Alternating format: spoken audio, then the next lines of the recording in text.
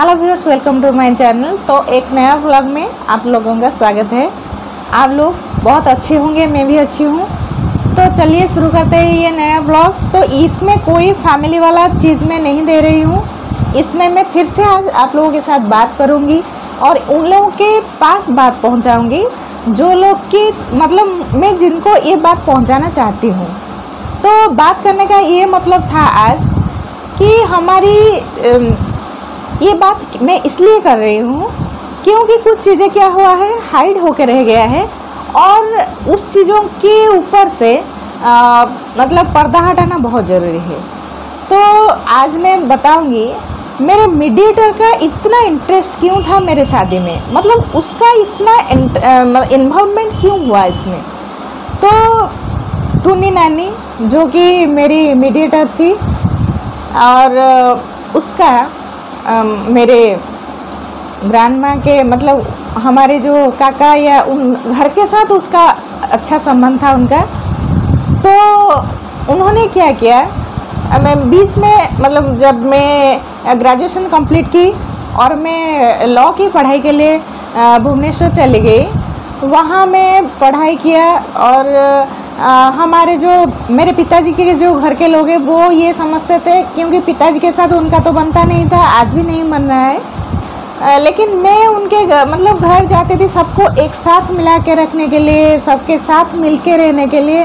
मेरा हर दिन का एक ही मतलब रूटीन था, स्कूल जाओ, फिर ट्यूशन जाओ और फिर मेरे ग्रैंडमा के घर चले जाओ, दादा काका सबके साथ मिल के रहो। रात में मैं वहाँ ठहरती थी, घर में मतलब यहाँ ठहरती थी, यहाँ भी काम जितना मतलब जो कर सकती थी वो करती थी। फिर ग्रैंडमा के घर जाती थी, वहाँ उनका जो श्राद्ध होता था, कुछ भी होता था, मैं हर चीज़ों में अपना पार्टिसिपेशन करती थी। ये बोल सकते हैं कि मेरे एक घर नहीं था, मेरे पिताजी का घर एक घर नहीं था, मेरे सब घर मेरा ही था।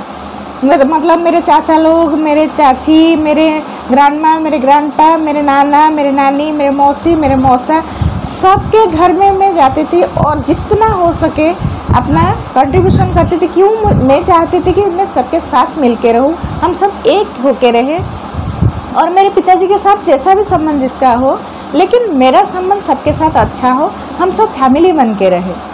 तो मैं वहाँ जाती थी। शायद मेरी बहुत बड़ी गलती हो गई कि मैं LLB किया, लेकिन ये मैंने नहीं किया, ये मेरे पिताजी ने। जैसे मेरे शादी फोर्सफुली हुआ वैसे भी मेरे पढ़ाई भी फोर्सफुली ही हुआ था। मुझे एक नौकरी चाहिए था, ना कि मुझे वकालत करना था या मुझे वकालत पढ़नी थी। तो उन्होंने मुझे पढ़ाया, लेकिन वो पहले से ही बोल रहे थे कि जुडिशियल सर्विस के लिए मुझे प्रिपेयर करना है, तो लॉ की पढ़ाई ज़रूरी था। मैं लॉ की पढ़ाई के लिए मैं चाहती थी B.Ed कर लूँ या कुछ कर लूँ, लेकिन मेरे पिताजी चाहते थे और मुझे भी लग रहा था ऐसा। मुझे तो पता नहीं था, क्योंकि आजकल की तरह मेरे पास फ़ोन भी नहीं था कि मैं इसके बारे में कुछ मामला कर सकूं, या मेरे पिताजी के वो मुझे ये फ्रीडम भी नहीं दिए थे कि मैं किससे कंसल्ट कर सकूं कि मुझे पढ़ना क्या है, करना क्या है। इतना नॉलेज भी मेरे पास नहीं था। तो मेरे पिताजी ने लॉ की एडमिशन करवा दी और मेरे ग्रैंडमा के घर में इससे डिस्कशन हो रहा था कि क्या इसके पिता उसे पढ़ा सकेगा। लेकिन कुछ भी हो, मेरे पिताजी ने मुझे पढ़ाया और मैं इसे पढ़ रही थी। राजनीति और जोर पकड़ा कि ये लॉ की पढ़ाई कर लिया, लेकिन मेरा तो कुछ इन्वॉल्वमेंट में मैं इतना सोच भी नहीं सकती थी कि मेरे ये पढ़ लेने से और क्या क्या हो सकता है। मेरे पिताजी ने मेरे एडमिशन करवा दी। मैं कोशिश की कि मुझे जहाँ पढ़ना है, मुझे जहाँ छोड़ दिया मैं उसको सक्सेसफुली कंप्लीट करूँ, तो मैं उसमें लगी रही। लेकिन जैसे ही मैंने लॉ कंप्लीट किया, मैं गांव आई तो एक छोटी सी स्कूल में मैं पढ़ाने लगी, क्योंकि मुझे इतने जो लॉ की लाइन में मुझे पढ़ के कुछ सर्विस करना था। तो मैं थोड़ा सा भी पैसा हो, लेकिन मैं अपने गुजारा खुद कर सकूं, क्योंकि मुझे पिताजी से मांगना ये सब चीज़ें अच्छा नहीं लगता था। और मैं BBSR में भी अच्छा खासा मेरा मतलब बच्चों को मैं पढ़ा भी रही थी, यहाँ पढ़ाई के साथ साथ बच्चों को पढ़ा रही थी। तो वहाँ भी अच्छे खासे, वहाँ अगर आप जाओगे वहाँ भी सब गुरु माँ के नाम से बहुत प्यार करते थे। यहाँ तक कि हाँ, मैं तुम्हें ऐसे एक मिलिट्री मैन की वाइफ थे, वो भी बोले कि आप मेरा घर ले लीजिए, आप बच्चों को पढ़ाइए, यहाँ छोड़ के मत जाइए। लेकिन मेरे ही फैमिली मेम्बर की वजह से मुझे वो जगह भी छोड़ना पड़ा। मतलब लॉ के कंप्लीट होने के बाद में जैसे मुझे मैं सांस नहीं ले पाई, मुझे इतनी तकलीफ़ हुआ वहाँ, बाहर लोगों के द्वारा नहीं, घर के लोगों के द्वारा। तो मैं बाहर के लोगों के वजह से ही मैं वहाँ टिक पाई थी। और वो लोग मुझे बहुत प्यार करते थे, बहुत मतलब मुझे बहुत केयर भी किया, मेरा साथ भी दिया। और मैं फिर गांव चली आई। यहाँ आने के बाद मुझे और कुछ नहीं दिखा, तो मैं झट से एक स्कूल ज्वाइन की जहाँ बहुत कम नौकरी, मतलब सैलरी तो नहीं बोलूँगी, ऐसे मतलब छोटी सी अमाउंट में मैं वहाँ रही कि चलो बच्चों को पढ़ाऊँगी, क्योंकि मुझे और कुछ करना भी नहीं था, क्योंकि कोई कॉम्प्लिकेशन के अंदर जाना नहीं था। हाँ, सर्विस के लिए प्रिपरेशन करना था, ओजेएस के लिए प्रिपरेशन करना था, क्योंकि मुझे दिखाया गया था कि ये तुम्हारा लक्ष्य है। तो मैं उसके तरफ आगे बढ़ रही थी। तभी क्या हुआ कि मेरे ग्रैंड माँ के घर में ऐसे मैं एक दिन जा रही थी, तो मुझे बोले, मेरे ग्रैंड माँ बोली कि जमाई तो बहुत सुंदर है। मैं बोली कौन सा जमाई? मैम मुझे पता नहीं, तुम्हारे पिताजी को बोलो। मैं फिर पिताजी को आके बोली कि कौन सा जमाई पैदा हो गया, और लड़की को पता ही नहीं। फिर मैं मेरे ग्रैंड माँ के घर के मतलब जो स्टैंड तक ऐसे कुछ घर था, एक दो घर, जो मुझे सेम चीज़ भी बोले कि जमाई तो बहुत सुंदर है। मैं अच्छा जमाई सुंदर है और जमाई भी हो गया, और लड़की को पता भी नहीं है कि जमाई कौन है। फिर मेरे पिताजी को आके मैं बोली कि ऐसे कोई ऐसे बोल रहे हैं, आपके माँ ऐसे बोल रही है कि जमाई बहुत सुंदर है। फिर वो बोले कि उनको तो कुछ लेना देना नहीं था कि शादी कहाँ हो रहा है, कौन क्या बोल रहा है, उनको वो अपने में मस्त है, अपना मतलब लाइफ वो देख रहे हैं। तो फिर मुझे ठीक नहीं लगा कि कोई लड़की के जानने के बगैर ऐसे चीज़ें कैसे फैला सकता है कि शादी फिक्स हो गया है वहाँ उस लड़की के साथ। मैं उसकी खोज में लग पड़ी। फिर एक वोमेन थी, वो मेरे लिए बहुत रेस्पेक्टेड है। मैं उनको जाकर बोली कि ऐसे मुझे कोई ऐसे मेरे ग्रैंडमा बोले, तो उसके पिता कोई ड्राइवर थे, कि उनका कोई लड़का है, मुझे ऐसे बोले, लेकिन वो डिटेल्स मुझे कोई नहीं दिया। तो मैंने जो उनको बोला, वो 2 महीने समय लिए। अच्छा ठीक है, मैं बोलूँगी बोले।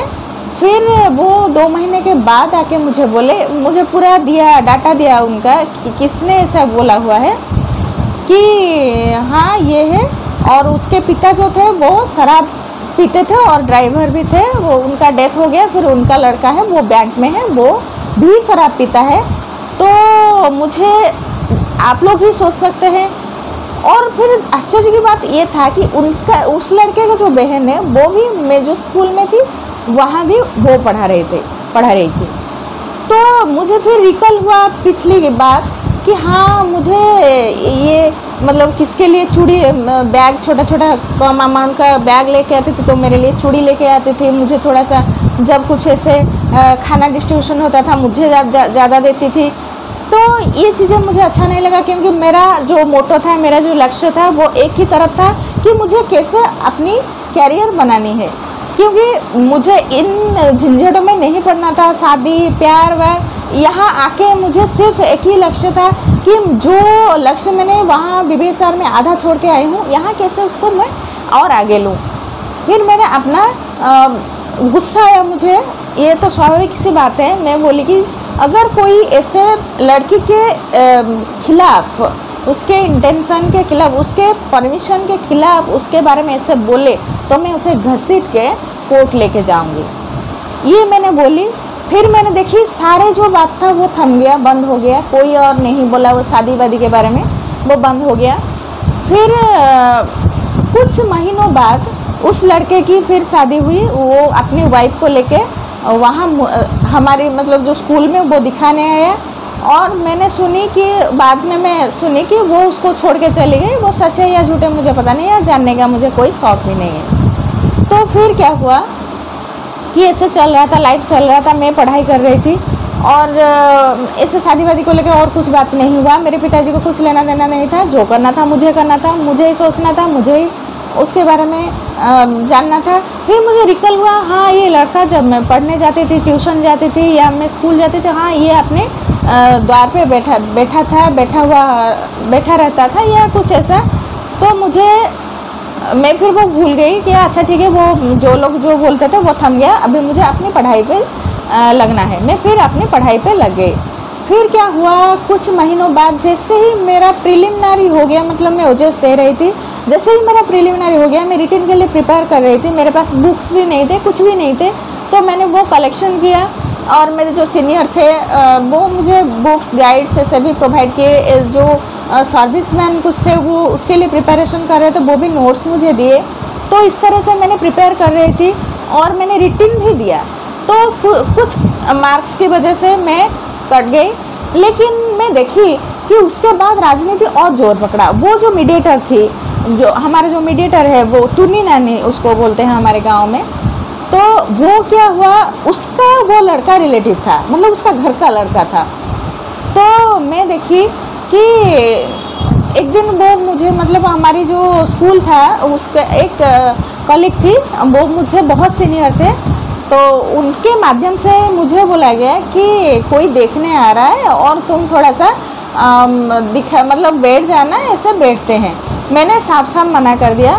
तो वो टूनी ने क्या कि मैं जब उसके घर के तरफ होके तो मैं जा रही थी स्कूल मतलब पढ़ाने के लिए, वो मुझे बोली कि और तुम थोड़ा सा बैठ जाना, और क्या जो क्या आते हैं वो क्या शादी होता है वहाँ, कुछ नहीं ऐसा होता। लेकिन ये मना करने से एक बैड इंप्रेशन जाता है कि लड़की बहुत गर्वी है, बहुत बदमाश है, ये देखने के लिए भी नहीं बैठता। तो मैंने उनको साथ साथ मना कर दिया कि मुझे शादी वादी नहीं करनी, क्योंकि अभी तो मुझे पढ़ाई करनी है, ये शादी के लिए हमारे घर के लोग भी प्रिपेयर नहीं है, मैं शादी नहीं करूँगी। तो फिर उसने क्या किया, मुझे ऐसा बोला कि नहीं नहीं ऐसा कुछ बात नहीं है, हमारे शाही में वो लोग देखने आ रहे थे, वो लड़का, वो जिस लड़की को देखने आ रहे थे वो एक बच्चा पैदा करने के बाद बूढ़ी के जैसा दिखेगी, इसीलिए और तुम्हें देखने के लिए आ रहे हैं, और कुछ प्रॉब्लम भी नहीं है और शादी की कोई बात नहीं है, ऐसे देखने बहुत लोग आते हैं, तो तू थोड़ा बैठ जाना। मैं फिर साफ साफ मना कर दिया कि मुझे नहीं बैठना। फिर मुझे समझाया गया कि नहीं नहीं ऐसे बैठते हैं। अच्छा ठीक है, मैं फिर आज गई, जाके फिर घर में जब आई मेरे पिताजी को मैंने बोली कि ऐसे बोल ले। फिर वही सेम बात, उनसे कुछ लेना देना नहीं था, कौन आएगा कौन नहीं, क्या होगा क्या नहीं, वो अपने में मस्त है। फिर वो टूनी ने क्या किया, एक दिन उसको मतलब अभी जो करंट प्रपोजल था वो लेके आई घर में। मैं खुद सोच रही थी कि इसको तो हमारे घर में कभी भी एक्सेप्ट नहीं करेंगे, क्योंकि अच्छी बात तो उनके बारे में कोई नहीं बोलता था घर में, तो इनको कोई इतना तवज्जो नहीं देंगे, बस वो आएगी और चली जाएगी। फिर उसने क्या किया, आई और हमारे घर में मेरे पिताजी को मतलब आके ऐसे बोली कि कोई प्रॉब्लम नहीं है, और सारे झूठ, जो जितना सारा झूठ था, मतलब जो जितने सारे प्रपोजल्स थे उनको मिला के एक स्टोरी बनाया गया। उनके घर में एक वकील है और यहाँ पढ़ने में कोई प्रॉब्लम नहीं होगा, उसको छोड़ो। फिर एक स्कूल बनाए हैं वो लोग मिलके, 4 जन मिलके, और इतना पैसा नहीं पाता है, इतना होता है, ये वो वगैरह, मतलब A to Z जो सारा झूठ उसको बहुत अच्छी तरह से एक साड़ी पहना के बनाया के बोला गया। फिर मैंने तब भी मना किया। तो मेरे हस्बैंड के जो बहन हुई, छोटे बहन हुए थे, मैं जब वो लड़के को देखने के लिए ऐसे देख रही हूँ, वो मुझे बोल रहे हैं उनको उसको देखने की ज़रूरत नहीं, मुझे देखो, मैं इनको क्या देखूँ, मुझे जिससे शादी करने के लिए आके लाके बिठाया गया है उसको तो देखूँ, उनको देखने की ज़रूरत नहीं है। फिर सब खत्म हुआ, ऐसे मैं देख भी नहीं पाई। फिर जब मीडिएटर मुझे आके बोली कि कैसा लगा प्रपोजल, मैंने बोला बिल्कुल नहीं, मुझे शादी नहीं करनी, वो लड़के मैंने नहीं देखा। तो फिर वो मेरे मुंह को मतलब ऐसा कोई रिप्लाई भी नहीं दिया, रिटर्न या मेरे पिताजी के माइंड को वॉश करने में लगे सब मिलके। फिर मैंने तब भी मना किया, मैं लास्ट तक इवन शादी के दिन तक भी मना कर रही थी कि मुझे यहाँ शादी नहीं करनी। फिर मेरे पिताजी को तो कुछ उठा ही नहीं, शादी होता है नहीं होता है, कौन आता है कौन बोलता है, उनको कोई लेना देना नहीं था। उनको बस अपने मतलब कैसे वो मतलब बच्चों को एक होता है कि उनके इंटरेस्ट को तरफ ध्यान देना, उनको मेरे शादी होगा या कुछ होगा उनसे कोई लेना देना नहीं था। लेकिन हाँ, मेरे पिताजी के जो मतलब अपोजिशन लोग थे, वो लोग को मतलब वो लोग मिलके जो राजनीति किया, मुझे ऐसा लग रहा था कि मैं फंस रही हूँ, एक षड्यंत्र में मैं फंस रही हूँ। तो ऐसा ही हो रहा था। फिर मेरे जो बड़ी ननंद उनके हस्बैंड, छोटी ननंद उनके हस्बैंड, और मेरे हस्बैंड, सब मेरे भांजियाँ, एक भांजा, सब लोग आके ऐसे बार बार घर में आके मुझे बोल रहे थे कि हाँ करो, ये करो, हाँ कर दो, ये वो समझा रहे थे मुझे। मैंने टस से मस नहीं हुई, मुझे नहीं शादी करना है, नहीं सब नहीं करना है, किससे शादी करना है क्या नहीं, लेकिन मुझे अभी शादी नहीं करना है, क्योंकि किसकी भीख की सिंदूर मुझे नहीं चाहिए।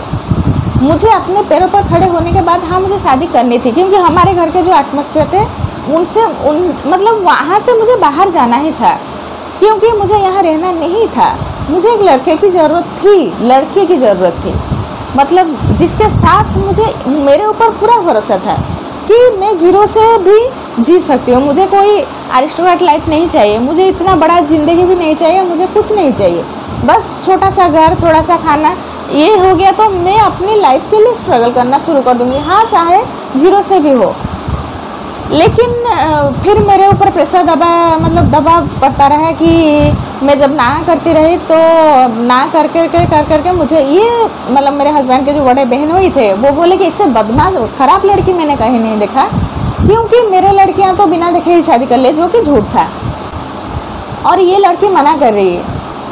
मैं देखी मेरे पिताजी को मैं क्या करती थी, मुझे लेकिन जो दिमाग है ना मेरा वो अलग दिशा में चल रहा था कि नहीं कुछ तो है इसके पीछे। मैं क्या कही, मुझे मना किया गया अपने तुम नानी के घर नहीं जाओगी। मैं नानी के घर गई, जो डाटा मैं कलेक्शन कर रही थी इनके घर के बारे में, मैं आके मेरे पिताजी को बोल रही थी, तो वो तो प्रॉपर्टी सुन के पूरा शायद उनके दिमाग में ये घुस गया कि इतना सारा प्रॉपर्टी है तो इसको यहाँ छोड़ देते हैं। लेकिन मैंने उनको सारा सच बताया कि नहीं ये चीज़ है, लेकिन वो मेरे बात नहीं सुने, बोले हाँ मैंने हाँ किया है तो मैं करूँगा। फिर शादी हुआ, लेकिन मुझे ये भी अच्छे से पता था कि मेरे पिताजी को कुछ लेना देना नहीं है। फिर मेरे भाइयों को भी मैंने बोला कि चलो देख के तो आ जाओ कि वो कहाँ नौकरी करते हैं, क्या करते हैं, मैं पैसे दूंगा, जितना भी पैसा मैं कमा रहे हूँ। वो मेरे भैया अभी छोटे भाई 2-3 वो लोग भी बोले कि पिताजी जो कर रहे हैं उनको बोलो, वो बड़े हैं हमसे, हम क्यों इसमें मतलब एंटेंगल हो, हम लोग क्यों ये बात मतलब सोचे। तो मेरे हर काम नाकाम होता रहा। मैं सोची, फिर मुझे ये बताया गया कहीं लड़की कहीं चली गई तो और किसके साथ अगर शादी करना है तो करो। मैंने ये बोली कि मुझे शादी वादी नहीं करनी, मुझे बस पढ़ाई करके अपने पैरों पर खड़ा होना है, ना कि किससे शादी करके जाके। लेकिन मेरे बात तो कोई सुनता ही नहीं। फिर मेरी ज़ोर ज़बरदस्ती शादी वहाँ हो गई। तो फिर मुझे पता चला, शादी के बाद पता चला कि हमारे पिताजी का एक घर का लड़का के मतलब उनके शादी प्रपोजल था, तो वहाँ वो लड़के ने मना कर दिया तो कि मुझे शादी नहीं करनी। तो वो गुस्सा भी इन लोगों के ऊपर फूट पड़ा कि वो लड़का मना कैसे किया। फिर इसे सोचते सोचते मुझे ये पता चला, अच्छा ठीक है, तो वहाँ से मेरी मतलब एड्रेस इन लोगों को कैसे मिला, मतलब वो लोग मुझे ही क्यों घसीटे इसमें। तो ये पता चल गया कि ये एक षड्यंत्र है, ये एक जो बोलते हैं चक्रव्यूह है। इसमें सिर्फ जो टुन्नी नानी वो शामिल नहीं है, वो उसको भी ये प्रपोजल देने वाले भी मतलब ये इंसिस्ट करने वाले पर्दे के पीछे और भी चेहरे हैं कि इसको टारगेट से हटाओ। जो टारगेट में वो जा रहे हैं, जिस रास्ते में वो जा रही है, पढ़ेगी, ये कुछ करेगी, उस रास्ते से उसे निकालने के लिए ऐसे षड्यंत्र, ऐसे सिचुएशन में डालना होगा कि ये उस बारे में सोचे ही ना। तो शायद आज तक वही हुआ, क्योंकि अगर फैमिली आपके मायके वाले ना आपके अच्छा सोचते हैं तो कोई आपका बुरा नहीं कर सकता। और अगर भगवान की दया से कोई अच्छा लड़का मिल जाए, लड़का उसका घर का लोग नहीं, लड़का मिल जाए तो भी आपका लाइफ सुधर जाए। लेकिन ये भी एक बात है, आपका अगर शादी हो जाए और आपके परिवार के लोग ही उससे पीछे पड़ जाए कि इसको अगर और स्कोप मिल गया ये आगे चली जाएगी, तो किस तरीके से उसका घर तोड़ना है, उसको मतलब ऐसे दिखाओ कि इसके लिए हमारा कोई सपोर्ट नहीं है, और डिसरेस्पेक्ट जानबूझ के करो, लड़की को घर से भगाओ, कुछ गलत बातें करो, तो भी लड़का क्या होता है, क्योंकि इतने सालों तक तो लड़का ये देख के नहीं रहेगा कि चलो एक दिन मेरा शादी होगा किससे। वो मतलब इतने सालों में अगर शादी कोई करता है तो उनका लाइफ कोई भी खाली नहीं पड़ता, तो वो अपनी लाइफ को देखते हैं कि यहाँ से तो कोई प्रेशर नहीं है, चलो हम जो भी करेंगे कोई बोलने वाला हमें नहीं है। तो इस तरीके से क्या होता है, जब जानबूझ के प्यार करके लड़कियां जाते हैं तो भी कोई मतलब मर्डर ये से चीज़ें हो जाता है। तो अगर जोर ज़बरदस्ती शादी करो, फिर मायके वालों के द्वारा उस शादी को तोड़ने की हर संभव कोशिश की जाए कि जाके वहाँ बैठे जाओ, सिर्फ उससे पैसे हथियाओ, पैसे लो, फिर हरदम दिखाते रहो कि हमारे पास पैसा नहीं है। अगर तुम हिलो भी तो तुम पैसा दो, कितना पैसा है नहीं है, इसके पास कैसे आएगा, कहाँ से आएगा, ये वो सोचने की किसी को ज़रूरत नहीं है। हमारे पास नहीं है, हमें दो, हमारे पास नहीं है, ये दो। फिर ये एक षड्यंत्र होता है। तो ऐसे टूनी नानी जैसे हज़ारों चेहरे निकल आएंगे। मेरे हस्बैंड एक दिन बोले कि तुम्हें शादी करने के लिए सब बोल रहे थे, मैंने तुम्हें सिंदूर दे के दया किया है। वही दया मुझे नहीं चाहिए था, वही दया ही मुझे नहीं चाहिए था। मुझे हक की मतलब लड़के की ज़रूरत थी, साथी की ज़रूरत थी, जिसके साथ मैं अपनी ज़िंदगी बसा सकूं, अपनी मतलब जो सपने हैं उसे पूरा कर सकूं, और वो सेल्फ इंडिपेंडेंट हो और अपना परिवार खुद चला सके, अपने बच्चों के केयर कर सके। क्योंकि मेरे पास इतना कैपेसिटी था, मेरे माइंड इतना स्ट्रांग है कि मैं ये चीज़ें कर सकती हूँ। लेकिन उसके पीछे हज़ारों राजनीति अगर होगा तो फिर वहाँ स्टिक रहना, अपनी ज़िंदगी को सुधारना। मैं अब गांव में मतलब जब भी मैं ये देखती वो रिश्ते जो मैं देखती हूँ कि आप जब नहीं चाहते किस चीज़ को तो उसको जोर ज़बरदस्ती आपके पीछे लगा दिया जाता है, आपके साथ जोड़ दिया जाता है, फिर उस जोड़े हुए चीज़ों से आपको तकलीफ़ मिलती रहे। तो ऐसे पिता हो, माता हो, भाई हो, या रिलेटिव्स हो, या फिर आपके जो ससुराल वाले हों, उनको जब चेहरे आप देखते हो ना तो हर दिन हर सेकंड ऐसे सब ऐसे आंखों के सामने दिखाई देता है। ये राजनीति पकाया था, ये राजनीति पकाया था, ये इसने ये किया था, इसने वो किया था, ये कर रहा है, और वो लोग ये करना भी नहीं छोड़ते। तो ये चीज़ भी बहुत तकलीफ़ देता है, और ऐसी चीज़ों में इंसान फंस जाता है। ये जो राजनीति है वो हमारे समाज में हर तरफ होता रहता है, हर दिन होता रहता है, जिसकी तरफ। लेकिन ये कहाँ ठीक है कि आप अगर लड़की के पिता के साथ आपकी दुश्मनी है तो लड़की को फंसा दो, लड़की को तकलीफ़ दो। कहाँ मतलब ये रिश्ते, अगर आप लड़की आके ये बताती है कि मुझे ये सब मतलब जो परिवार चलाने के लिए जो बेसिक चीज़ें चाहिए होता है एक पति से या उसके घर से या मायके वालों से, अगर वो बेसिक चीज़ ही नहीं है तो संबंध कैसे आगे बढ़ेगा। तो ये भी, लेकिन सोचता कौन है। अगर इंटेंशन ही ये हो कि ये भी बड़ी चीज़ है कि लड़की अगर पढ़ी लिखी है, कमाने वाली है, तो ये सब बोलते हैं कि पति को छोड़ दो। लेकिन अगर लड़की पढ़ लिखी नहीं है, वो कमाने वाली नहीं है, तो उसको ये सिखाता है जो भी होता है सह के वहाँ रहो। ये हमारे समाज का दस्तूर है, ये सब लोग भी मानेंगे। तो मुझे जैसे ऐसे हर बार भी बताया गया छोड़ दो, मैं वो मुझे ये गुस्सा आया, ये मैं सोची कि मेरे ससुराल वालों को मैं दोस्त क्यों दूँ। क्योंकि मैं जब घर में ये बता रही थी कि मुझे वहाँ शादी मत करवाओ, तो ये लोग क्या किए, फोर्सफुली शादी करवाए। तो जो गुण लेके आया है वो तो छोड़ेगा नहीं, और इसके पीछे जो राजनीति पड़ा हुआ है, जो लोग शामिल है, वो लोग तो सुधरने वाले नहीं हैं। क्योंकि चाहे मैन पावर हो, चाहे मनी पावर हो, वो लोग स्ट्रांग है। तो मेरे पिताजी को तो ऐसा था कि चलो इसके शादी कर देते हैं। फिर जो आप लोग देखे हनी बी क्या करता है, हनी कलेक्शन करता है, लोग क्या करते हैं, वही हनी बी को जला के फिर वो शहद लेके आ जाते हैं, उसको खा जाते हैं।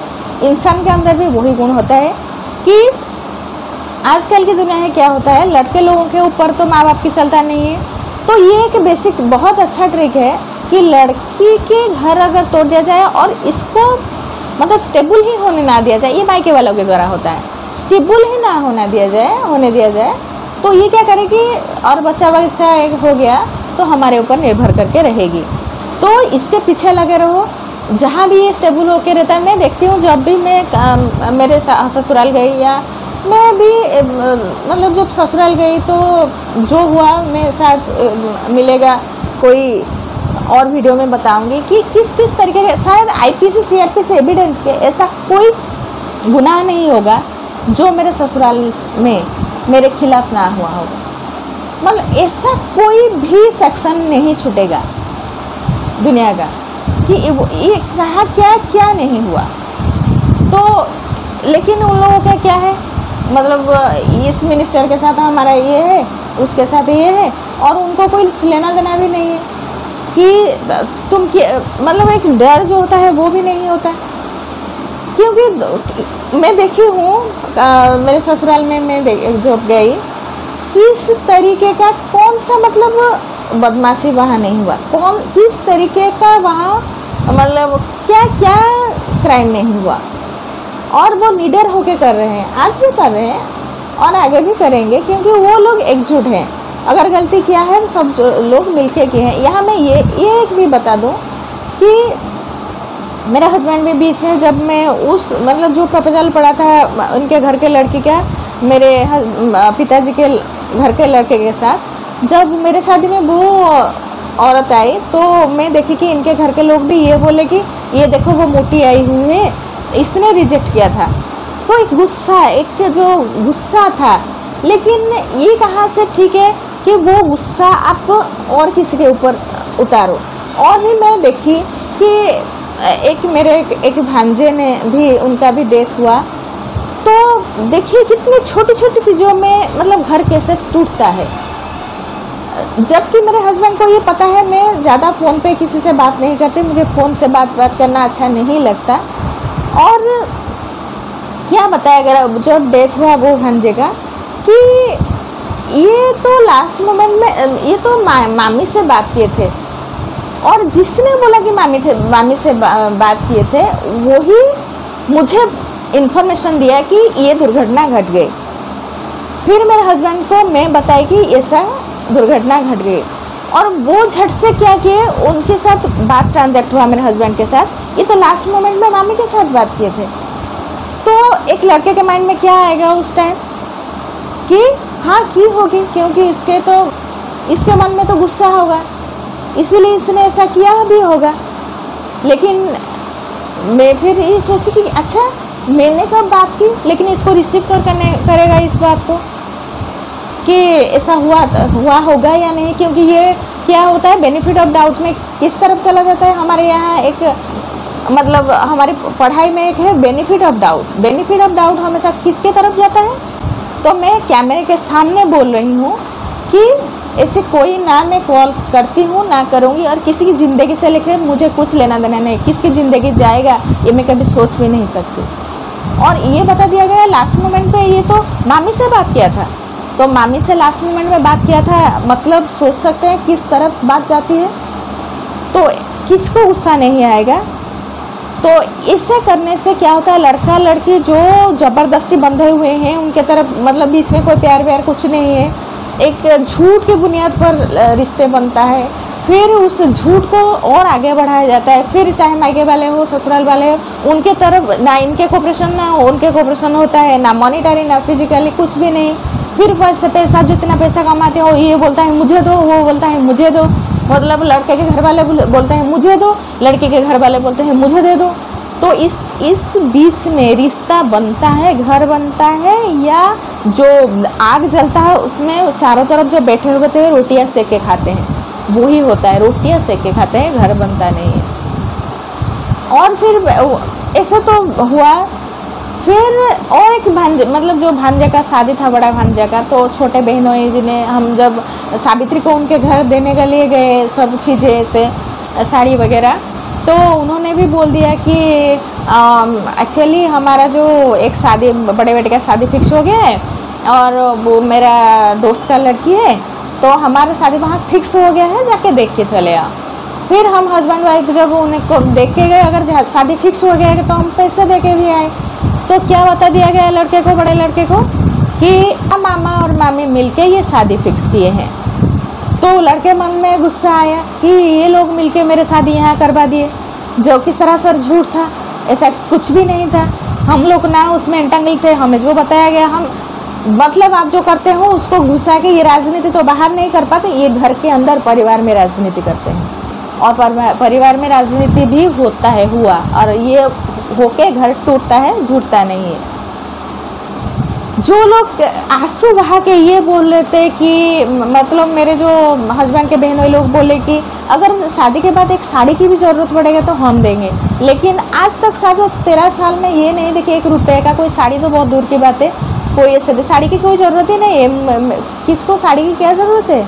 अगर आप कमा सकते हो 2 पैसे कमाओगे तो 1 पैसे में साड़ी खरीद पाओ तो नहीं खरीद पाओ, वो चीरा जो भी होता है वो कपड़े पहन के रह जाओगे। स्वाभिमान में जिंदगी जीना सब चाहते हैं, किसी की सहयोग तो नहीं मिला, पैसे की तो बहुत दूर की बात है। मुझे ये भी सुनना पड़ा तुम पैसे अगर चाहोगे तो कौन देगा। मैं भी भिखारन नहीं हूँ कि किससे पैसे मांगूंगी, मुझे पैसे की ज़रूरत नहीं है, लेकिन परिवार संबंध जो होते हैं वो चाहिए होता है। ये जो घर का राजनीति होता है ना, यहाँ तक मैंने देखी। मैं जब गई मैं ससुराल में, मेरे शादी करके गई मेरी जेठानी, तो मुझे देख के ही उनका दिमाग ख़राब हो गया कि वो 18 साल से वो लोग अपना ज़िंदगी जी रहे हैं, वो लोग सारा कुछ ऐसे खा रहे हैं, जी रहे हैं। जब देख लिया कि इसका शादी हो गया, छुपा के तो शादी किया गया, जब वो लोग देख लिया तो उनका दिमाग सब खराब हो गया। अच्छा, आप जिस लड़की को लेके, जहाँ वो लोग नहीं चाहते थे शादी कराने के लिए अपने देवर का, क्योंकि वो लोग तो इनसे भी पैसे हथिया रहे थे, तो वो लोग क्यों चाहेंगे कि वो उस लड़के का शादी हो। आप लोग क्या किए, उसको लड़की को लेके वहाँ छोड़ दिए, तो वो लोग क्या करेंगे, शराब पी के धुत होके वो सारा दिन सारा रात ये कोशिश करते रहेंगे इस लड़की को घर से कैसे निकालना है। मेरे जेठानी तो ये तक बोली कि हमारे घर में ये देखे थे कि 1 लड़का है, 2 लड़के हैं, हमारे घर वालों को पता नहीं था, होता तो यहाँ शादी नहीं करवाते। इसका मतलब है मैं 1 लड़की 1 बहू हूँ, तुम यहाँ नहीं रहोगे। वो मुँह में भी मुझे बोले कि तुम जाके घर में भाड़े में जाके बाहर रहो, क्योंकि घर उनका था और वो पति को भी ऐसे मतलब ऐसे परिवेश घर में तैयार करते थे कि एक जन घर में नहीं रह सकता, क्योंकि आप जिस घर में अगर मतलब स्क्रीन में ही नहीं लगा सकते, बेड के ऊपर चाय गिरा दे। मेरे जेठ तो जाके जैसे ही देखा, अच्छा तुम स्क्रीन लगाओगे घर के बाहर और बेड पे चाय गिरा दिए। मैं देखी कि उसके बाद मेरे हस्बैंड मुझे छोड़ के चले गए, उनको कुछ लेना देना कल भी नहीं था आज भी नहीं है। वो क्या बोले कि जहाँ होता है वो एडजस्ट करो, या फिर अपने घर जाओ, अपने भांजी के पास जाके रहो, जिसके पास रहो, मुझे कोई एतराज़ नहीं है। लेकिन मैं किसी के पास क्यों रहूँ जिससे मैंने शादी की है, उनके साथ ना रह के मैं उसके पास क्यों रहूँ। क्या सब लड़की ऐसे करनी चाहिए, अपने पति की शादी करो और पति जब आए उसका ट्रीटमेंट करते रहो बस। वो भी 4 दिन 5 दिन 20 दिन करो और वो 25 दिन करो, वो फिर अपना काम चला जाए। यहाँ ये सब चीज़ें कहाँ होता है। और इसको अगर मुंह खोलो तो ये लोग क्या होते हैं एकजुट होके, क्योंकि कोई अगर इन लोगों का आज तक मैं देख रही हूँ कि ये एंटेंगलमेंट रहता है, ये लोग मिलके बातें करते हैं, मिलके ये करते हैं। मेरे हस्बैंड अभी पूछ रहे हैं ये वीडियो जो अपलोड किया किससे किया, ये क्या मतलब वो आने से पहले ही ये सोच रहे हैं कि फ़ोन, मतलब ये लोग घर संभालेंगे, घर बनाएंगे, घर कोई घर नहीं होता। और फिर जो लोग सोचते हैं मतलब लड़की को हमने तो शादी किया था इससे पैसे हथियाने के लिए, ये अगर खुद घर बना कर रह जाएगी तो फिर हमारा क्या होगा। तो इसको बेघर करके रखो, बेघर करके रखने से हमारा घर चलता रहेगा। इसके बच्चों को बिन बाप के बना के रखो तो हम लोग भाड़े की बाप बनने की ड्यूटी कर रहे हैं, ये जता के पैसे हथिया सके, इसे काम हथिया सके, पैसे हथिया सके, ऐसे भी होता है। तो इस बीच लड़कियों का मतलब ये जो अच्छा भला बुरा एकादशी द्वादशी और भगवान के पास जो क्या शनि महाग्रह को पूजा करना, ये पूजा करना, हर दिन मंदिर में बैठ के ऐसे बजाते रहना, फूल देना, इसमें कोई अगला नहीं होता है। और जो इंसानियत होता है, जो इंसान के रहन सहन होता है वो भी नहीं होता है। तो इस बीच ये बताने का कुछ मोटो नहीं है, मैं दिल की बात बस बोल रही हूँ कि ये सब चीज़ें जो हो रहा है ना, ये पर्दे के अंदर रहेगा तो ना, ये पर्दे के अंदर रहेगा तो ये चीज़ें और भी बढ़ेगा। इसलिए ये पर्दे के बाहर आना बहुत ज़रूरी है, क्योंकि आज जो हुआ है इसमें तो फुल स्टॉप लगने वाला नहीं है, इसमें फुल स्टॉप नहीं लगेगा। ये मैं आज भी बोल रही हूँ और आगे भी देखने मतलब होगा, इसमें फुल स्टॉप नहीं लगेगा। क्योंकि मेरे जेठानी जो है, मैं अगर बोलूँगी दरवाजे के कील तक निकाल लेना कि दरवाज़ा ना दे सके, और शराब पी के आके धुत होके घर में नंगा नाच हर दिन हर सेकंड करते रहना, ताकि ये शांति से एक सेकंड ना रह सके, घर छोड़ के चले जाए, बस घर छोड़ के चले जाए, बस घर छोड़ के चले जाए। और जो हमारा जो ससुराल का जो प्रॉपर्टी है ना, वो जॉइंट प्रॉपर्टी है। मतलब मेरे जो ससुर भी जो पैसे कमाए थे, मतलब जो भी था वो जॉइंट प्रॉपर्टी में मिला दिए कि मेरे काका ससुर, उनके बच्चे, मेरे ससुर, मतलब मेरे जो जेठ और वो लोग सब मिल के रहें। लेकिन मिल के रहना तो बहुत दूर की बात है। ये राजनीति का एक जो घर बन गया है, राजनीति चलता रहता है। यहाँ कोई घर वर नहीं है, ना कोई मिलके रहता है, ना कुछ होता है। बरक जो जिसके हाथों में पावर होता है वो क्या करता है, सारा कुछ कैसे हाथी आएगा वो ही सोचता रहता है। मैंने तो देखी, जिस दिन मेरे मतलब एंगेजमेंट हो गया, मेरे एंगेजमेंट मई 9 को हुआ और मेरे शादी जून 29 को हुआ, तो मेरे जेठा ने क्या किया, मेरे हस्बैंड को जो अकाउंट में 30,000 रुपीज़ था वो 10 तारीख को ही निकाल लिए। मतलब उन लोगों का एक ही टारगेट था कि ये लड़का कमाता है तो उसको दुख रोक के शराबी भाई है, ये है, वो है करके लूटते रहो पैसा। और वहाँ जाकर रखे लड़की को लेकर घर में थमा दो तो वो क्या करेंगे, एक्सेप्ट कर लेंगे उस लड़की को, कभी नहीं करेंगे।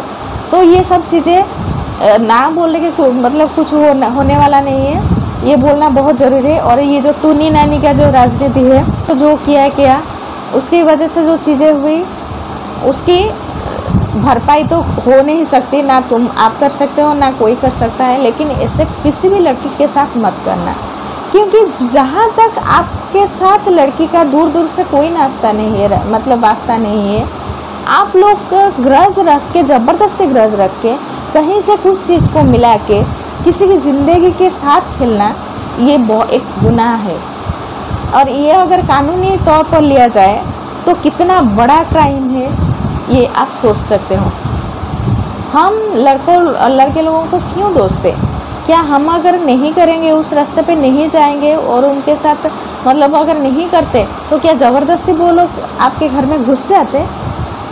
अगर आप लोग प्रेशर दिए, आप लोग उनको स्कोप दिए, इसलिए ये सब चीज़ें हुआ। तो ऐसी चीज़ें नहीं होनी चाहिए। ये ब्लॉग मैं आज यहीं रख रही हूँ। तो आज के लिए इतना ही। और मैं होप करूँगी कि जिन लोगों के साथ ये चीज़ें होता है, मेरे कुछ स्टूडेंट्स हैं जो, या फिर मैं गांव के अंदर भी देखती हूँ कुछ लड़कियाँ जो पढ़ाई लिखाई खूब कम किए हैं या नहीं किए हैं, उन लोगों के साथ ऐसे चीज़ें होता है। जो शादी करता है, ऐसा नहीं है कि वो भगवान का दूत है, वो संबंध के महत्व को समझेगा, ऐसा कुछ नहीं होता है। वो लोग भी बहुत तकलीफ पाते हैं। वो लोग मुझे कभी कभी बोलते हैं कि मैम ऐसा हुआ, वैसा हुआ। मैं कभी कभार ये सोचती हूँ कि एक्चुअली मैं इस चीज़ को कितना हैंडल कर पाई। उन लोगों को मैं क्या सजेशंस दूँ कि तुम लोग ये करो। उनको होप होता है कि हाँ ये हमें कुछ अच्छा बताएगी या कुछ अच्छा मतलब रास्ता दिखाएंगी। लेकिन जो खुद रास्ते से छोड़िए, ऐसा नहीं होना चाहिए। और ऐसा अगर होता है तो ये बहुत गलत चीज़ होता है। समाज में ऐसे चीज़ होता है। मैं उस औरत को और गांव में देख भी नहीं रही। उसका मुँह के लोगों को भी पता चलना चाहिए कि गांव के अंदर जो प्यारी सी नानी है वो क्या क्या घुल खिलाती है, वो क्या क्या काम करती है, वो कैसी चीज़ें करती है। तो छोड़िए, आज के लिए इतना ही। और ब्लॉग अच्छा लगा हो तो वीडियो को लाइक कीजिए, शेयर कीजिए और मुझे सपोर्ट कीजिए। मस्त रहिए, स्वस्थ रहिए। Thank you. जय जगन्नाथ।